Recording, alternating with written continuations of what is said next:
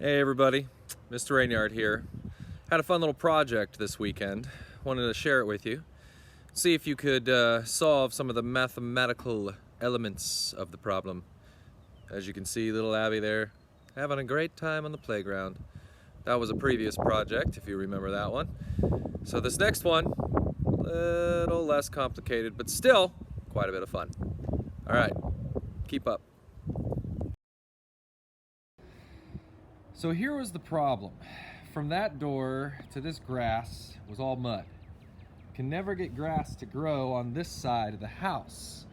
So we decided just to cover up the grass. So I killed it as best I could, and I laid mulch. And that was quite a bit of mulch.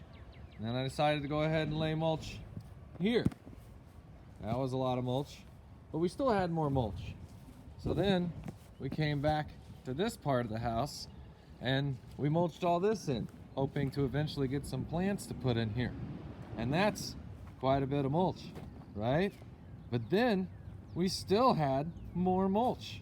So I went ahead and lined this fence so that I don't have to cut grass all the way to the fence line, because that's a pain. And then, this is old mulch. Let's go to this side of the house. We still had more mulch. So we put mulch on these flowers in the front of the house and laid that all out nice and thick. But then we still had some mulch. So after putting mulch all over down here, hey, there's my daughter and her friend. Social distancing.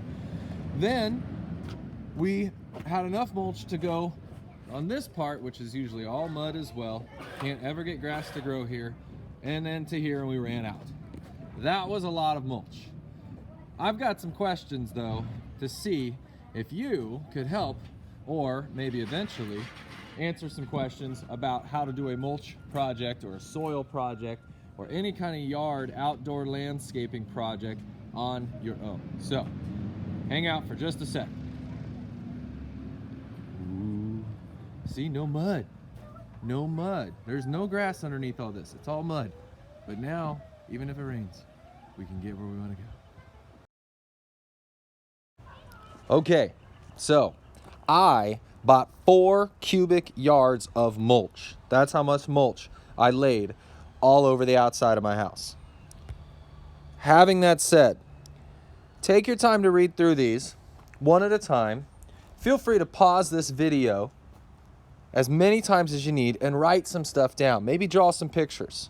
But I want to take you through it real quick. I had 4 cubic yards of mulch. I wonder how many cubic feet is that? Because I'm betting cubic feet might be a measurement that's used to find costs, weights, surface area that it would cover, things like that. If 1 cubic foot weighs 44 pounds per cubic foot, how much did 4 cubic yards weigh? That should not have a T there. That should just be weigh. Please forgive me. Would I be able to pick that up in my van? I got a Toyota Sienna. Or would I need it delivered? So, step 1, figure out how many cubic feet 4 cubic yards is. What would you have to do first there? What would you have to do here then to figure this out? Third question.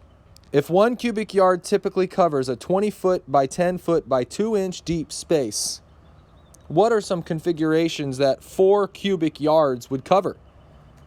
Remember the side of the house, that back L shape? What are some different spaces I know I could cover with that if all spaces would be 2 inches deep? Lastly, how much would it cost? Does it save me money to buy in bulk? Or should I just go buy the bags from Home Depot? 1 bag costs $4 and has 1 cubic foot of mulch. That should hopefully be enough information to figure out how much by bags it would cost to get my 4 cubic yards of mulch. But I will tell you how much I spent. I bought 4 cubic yards and it cost me $170, which included delivery.